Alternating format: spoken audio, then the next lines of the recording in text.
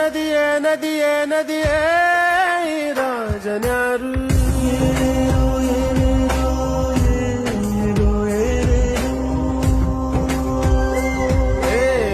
ವಿಧಿಯೇ ವಿಧಿಯೇ ವಿಧಿಯೇ ವಿಧಿಯೇ